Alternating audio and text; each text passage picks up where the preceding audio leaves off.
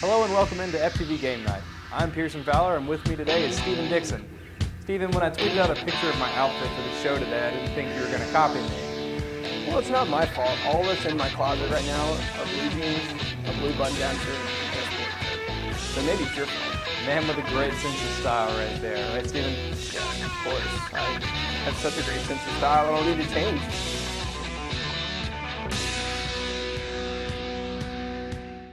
NBA playoffs are well underway. A lot of action in both the Eastern and Western conferences. Some upsets. We had 5 road teams win, which is the most since 2005. Stephen, NBA playoffs have been great. Let's start with the Eastern Conference, where the big upset of the weekend, the Atlanta Hawks, the 8th seed, below 500 on the season, beat the number 1 seed Indiana Pacers.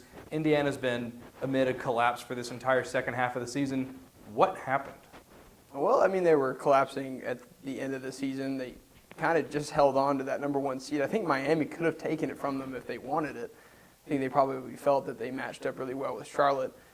And then maybe they felt Indiana wouldn't even make it to the Eastern Conference Finals, so it really didn't matter. Indiana, the way they're playing right now, I think they're just really out of sync. Paul George, I think his shooting percentage has gone down each month, so he's not as red hot as he was early in the season when the Pacers were winning all these games. And now, playoff basketball comes around, and they're not efficient as a team offensively. And, you can only rely on that great defense for so long. But Atlanta, they were hitting their shots.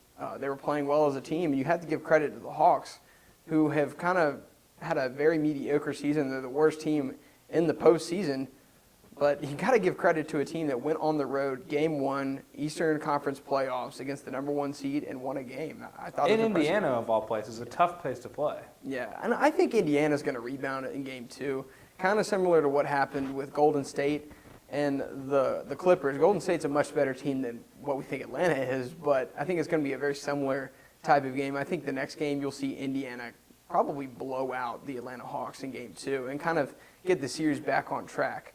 I think that was a huge wake-up call because, Indiana got a little confidence back getting that number 1 seed, and then they came out flat on Saturday.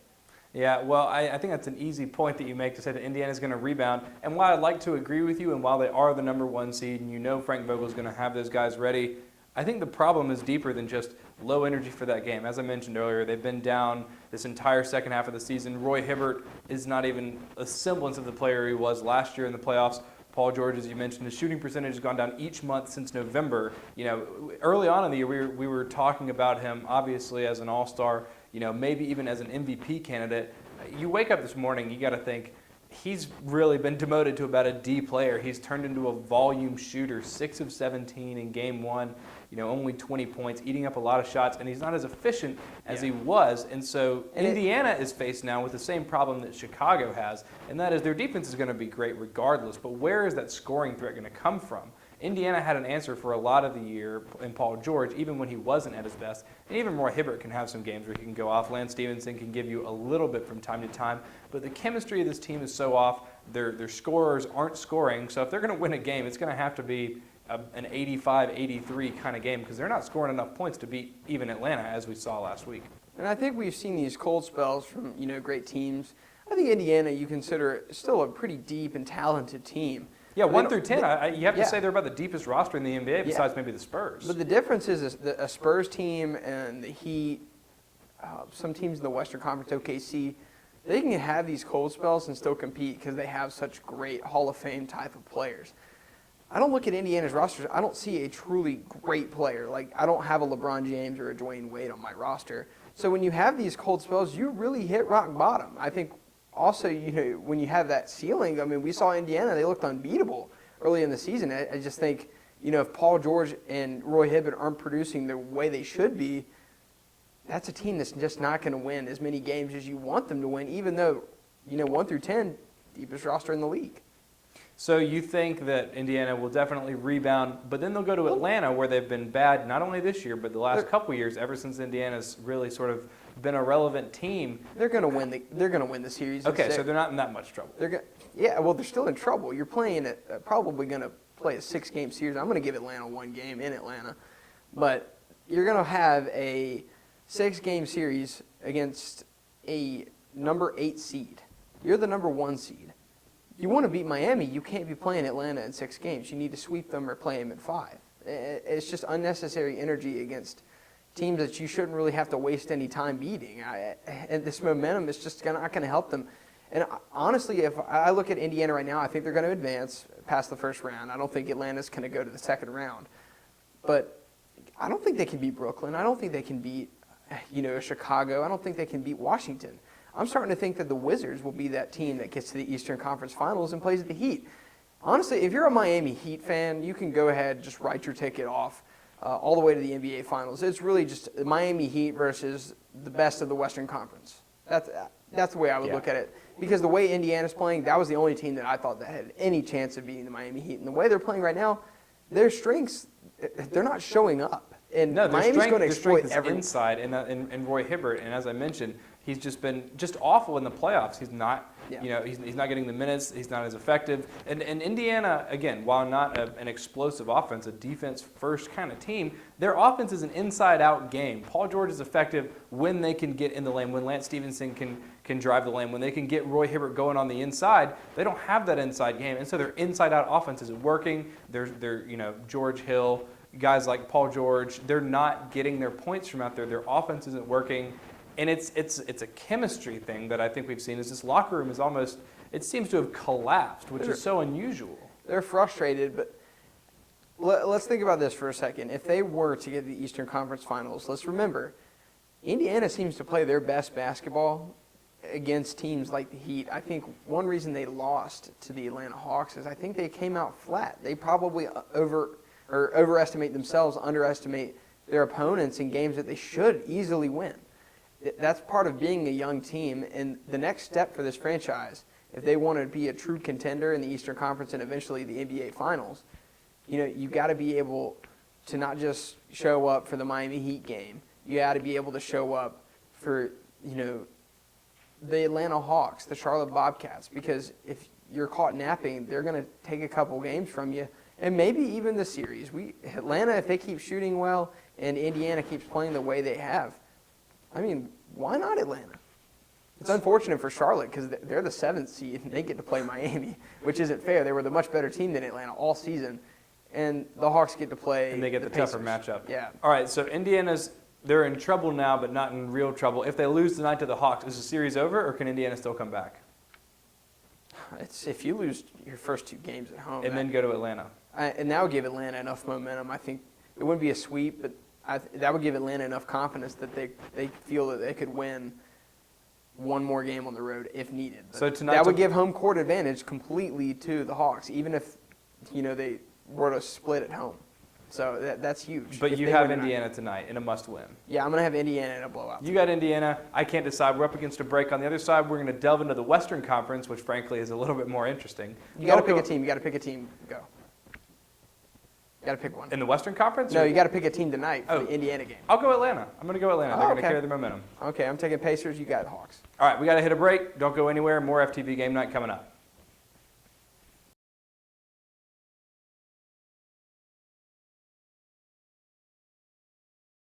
Welcome back into FTV Game Night.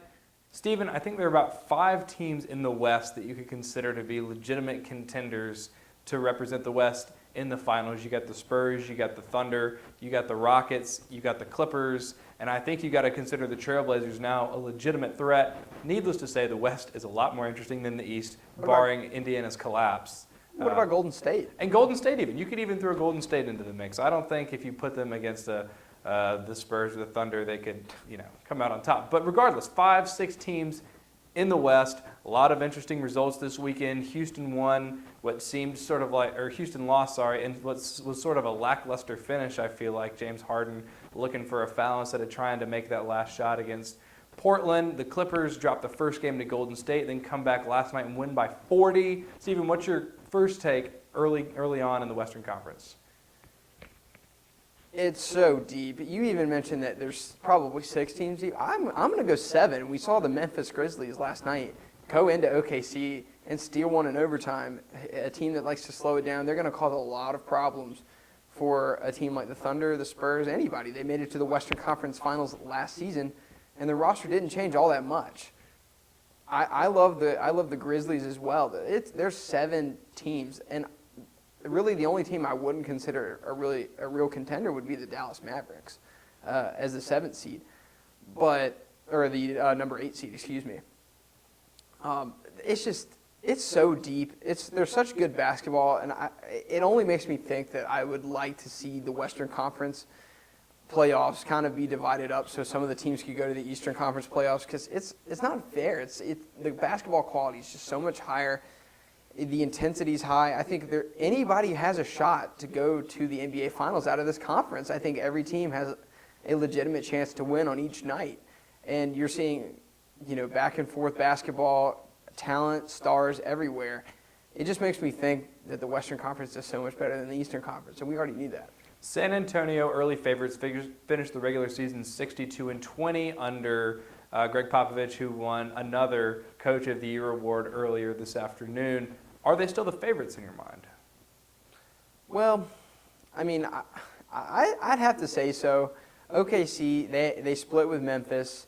The thing that always concerns you about the Spurs is when they have to play a long stretch, maybe a long series, because they had the game won last year in Game 6 against Miami, but I think the longer a series gets dragged out, the more they're tested, because they're a team built on veterans. They're my favorite just because I think they're the best coached team. They're veteran savvy. They make good decisions. They're well coached. They're just a team that you want in the postseason. But the way OKC can play, the way Memphis can play, the Clippers, they're explosive. The Warriors, if Steph Curry gets hot, he can beat you.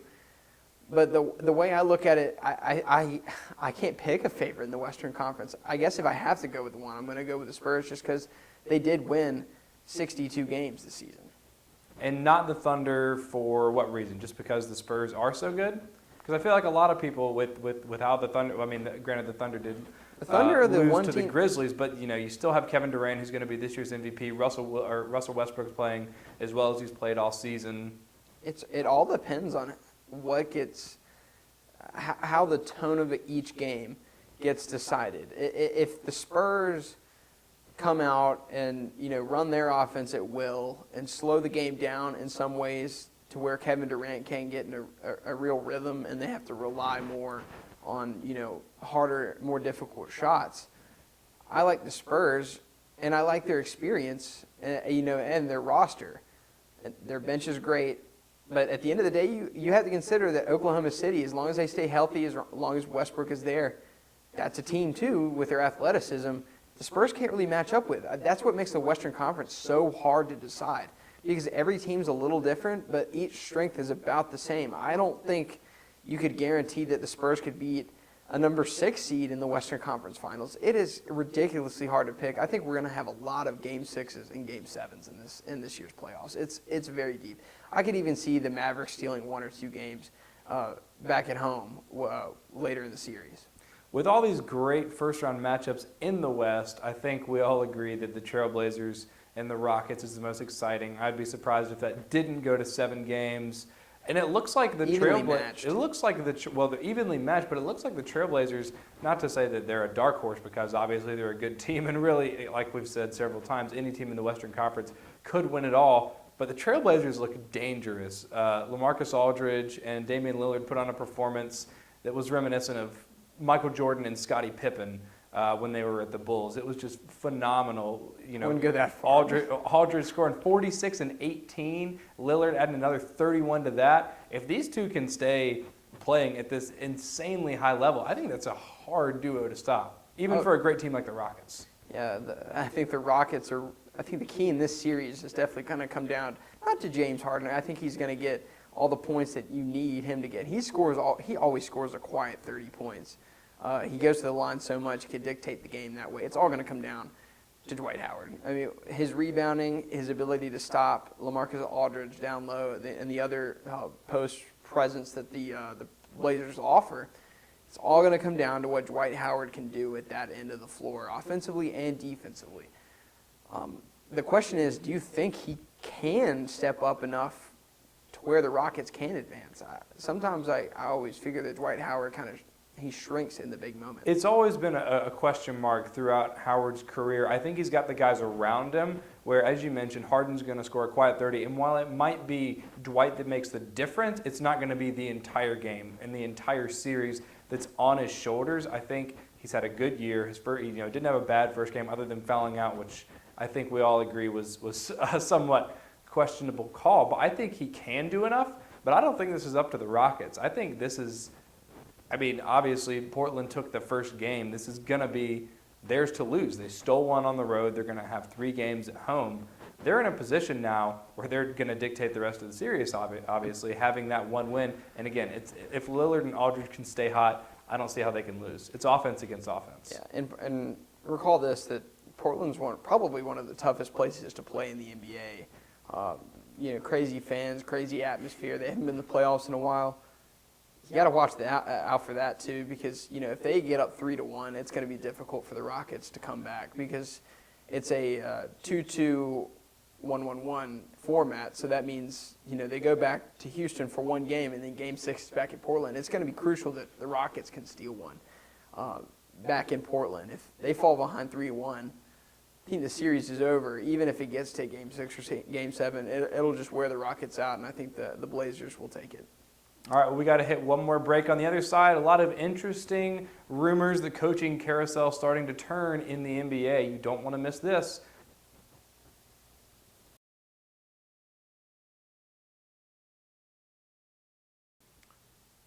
Hello and welcome back into FTV Game Night.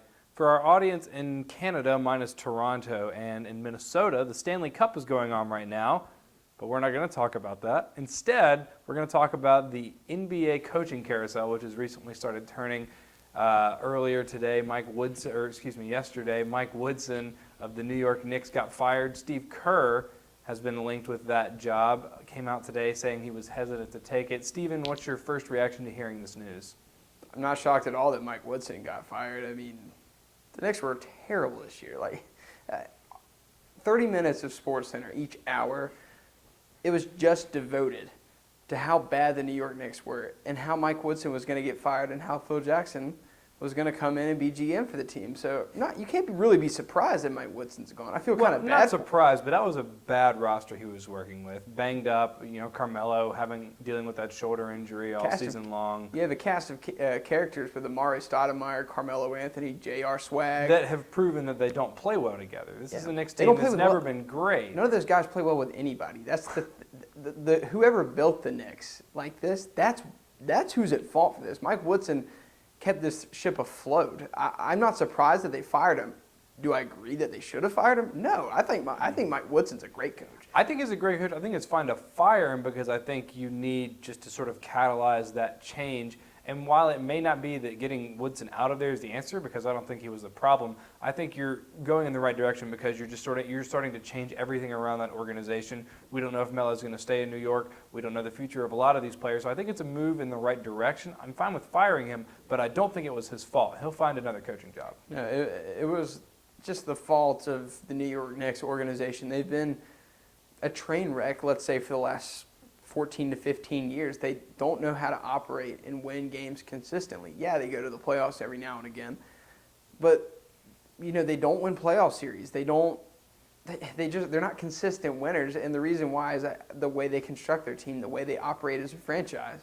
I don't know if firing Mike Woodson was the answer, the complete answer to doing that, but I can see where they're coming from because they want to kind of change the face of the leadership in the organization. It's going to be up to Phil Jackson to hire the right people and organize this franchise to where they can get back to winning games consistently, not just trading for a star player and hoping that he can get you to the promised land. Because outside of LeBron James, you can't really do that. And even LeBron needed help. The big three isn't just LeBron. It was also Chris Bosh and Dwayne Wade. It's the big three. Who have a lot of other cast of characters, let's say Ray Allen and the Birdman, of course. There's a lot of role players in that team. They all play well together. They're not individual superstars. They're just superstars because they're so good. Carmelo Anthony, J.R. Smith, Iman Shumpert, Mario Stoudemire, a lot of these guys have just proven that they're good individual players. They can put up a lot of stats. But at the end of the day, are they going to bring you any substance that can help you win? And if I were the general manager of the New York Knicks, I wouldn't want to keep Carmelo Anthony. I would have been doing what the Celtics have done. The Celtics made the playoffs last year. They cleaned house. They got rid of Garnett. They got rid of Pierce, two team players who just happen to be pretty old. And you know what? They're going to be in the draft lottery this year. They got a heck of a coach in Brad Stevens. And they're going to be back to winning playoff series and contending for the NBA championship in about 5 to 6 years. The Knicks haven't won an NBA championship since the 1970s. So if I'm going to follow one model, one path, I'm going to follow the Celtics. And I don't think the Knicks, things are going to have to change under Phil Jackson for me to be convinced that they make a right move at any time. Steve Kerr, as I mentioned earlier, is the biggest name swirling around this.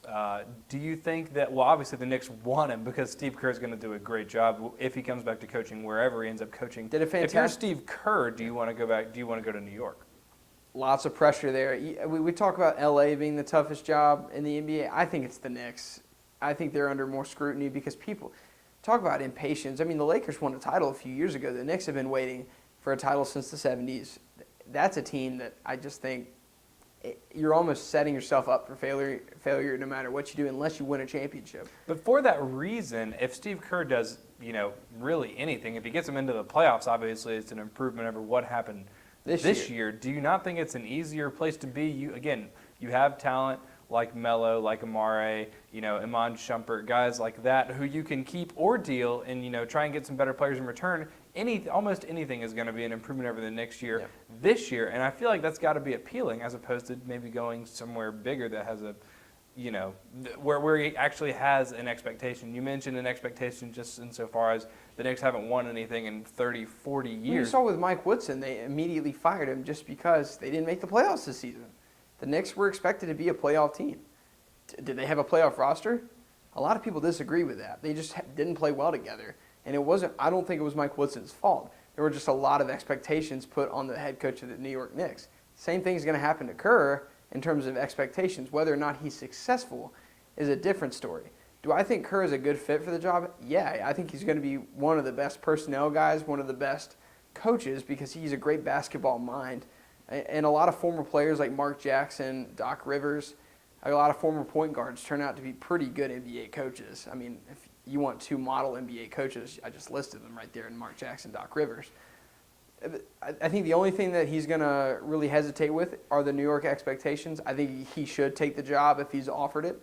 And I think he'll be pretty successful because I think him and Phil Jackson together, they're going to build a team the right way. And they're going to kind of bring a culture that brings winning and a good type of expectation, not putting up 35 points a game and losing by 5. They're going to, win as a team and lose as a team and probably more often win.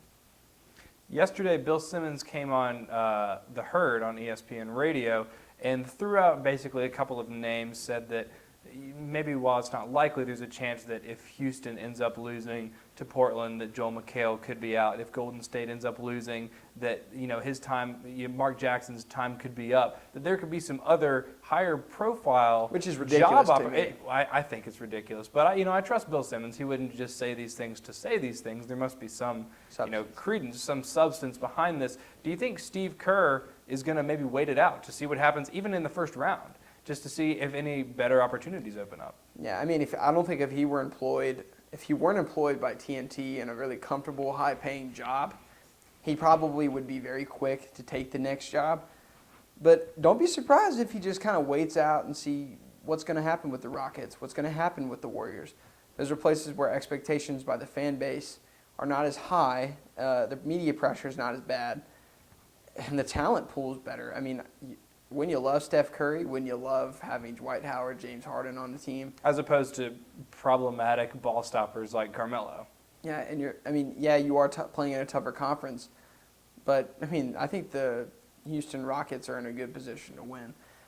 I think the real question is, will they fire Kevin McHale? Will they fire Mark Jackson?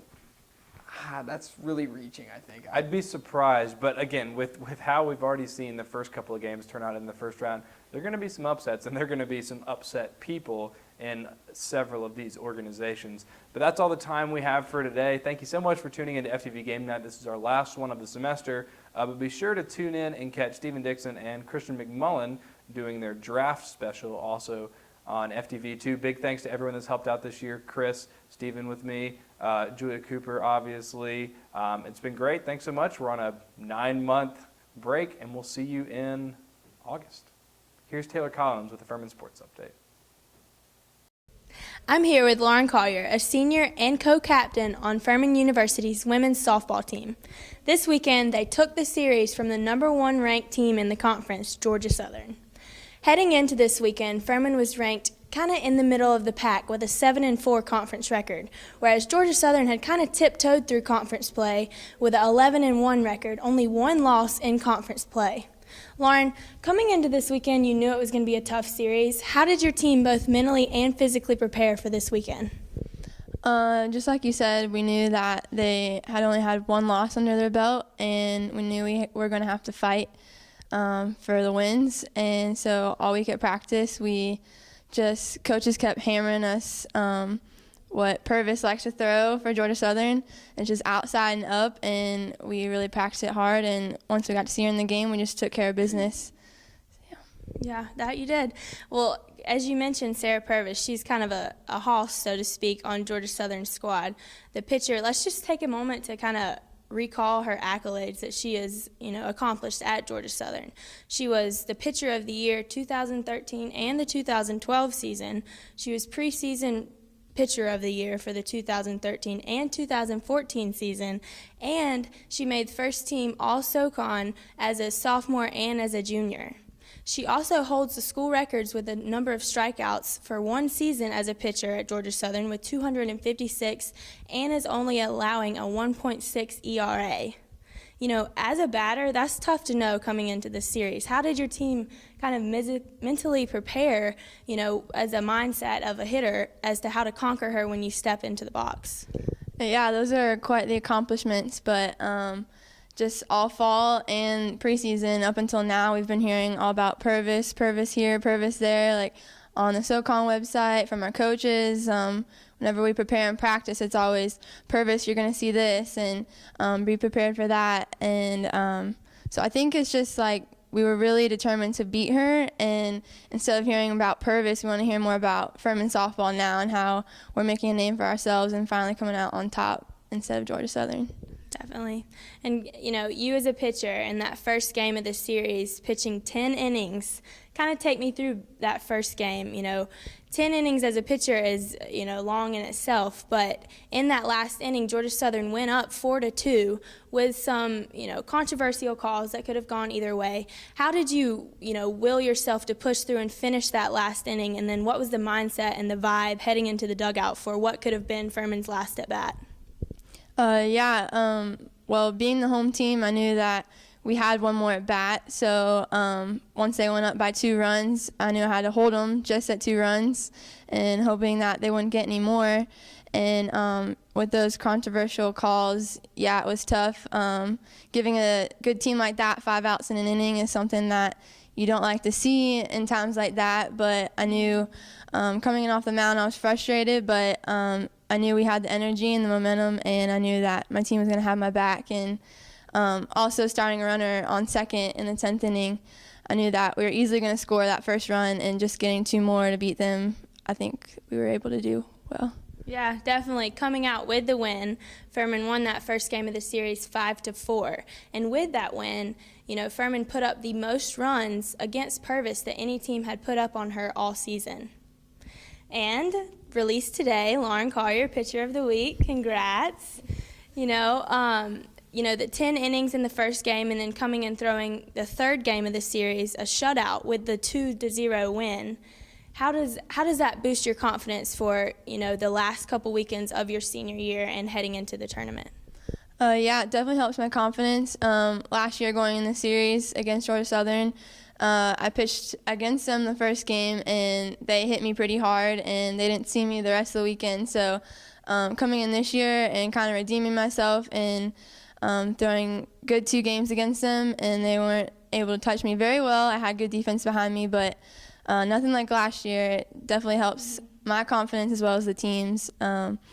They definitely had my back when I needed them in the field and offensively. So I think we'll be pretty prepared for the tournament when we get there. For sure.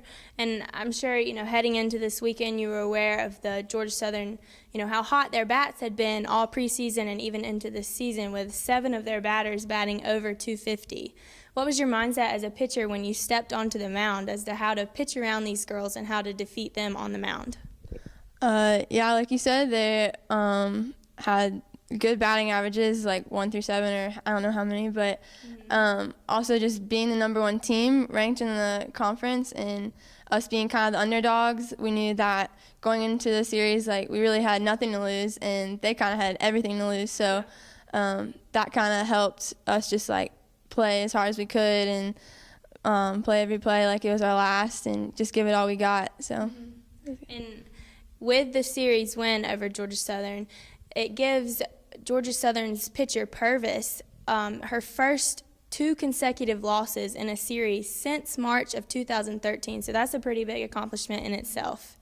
And Lauren, before we leave, what can we expect for the rest of this season? And, heading into the tournament, how do you feel this being your last conference tournament with this group of girls? Do you feel prepared? Are you excited? Or, tell me your feelings about that. Yeah, definitely very excited for the tournament this year. We started out strong, but we also had a 3-game loss to Chat and kind of didn't know where we were going to go, but lately we've been taking off and our bats have come alive and we've all seemed to come together as a team. So really excited for that conference tournament coming up in the last 2 series as well. And as a senior, like you said, my last year, but I definitely feel most prepared and most ready for the tournament that I've ever felt, and I'm very confident in this team that we're going to take it all the way. So that's awesome. Best of luck. And with the series win, the Paladins improved to 9-5 in conference play. Be sure to come out and support them this Tuesday as they take on a midweek non-conference game against USC Upstate. Thank you, Lauren, for being here with me today, and be sure to stay tuned as I take you through weekly Furman sports updates.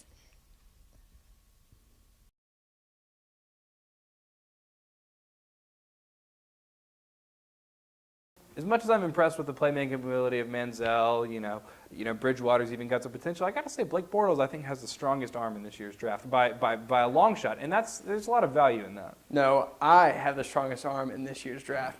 I could probably throw this apple from Miami all the way to Chicago. Watch this.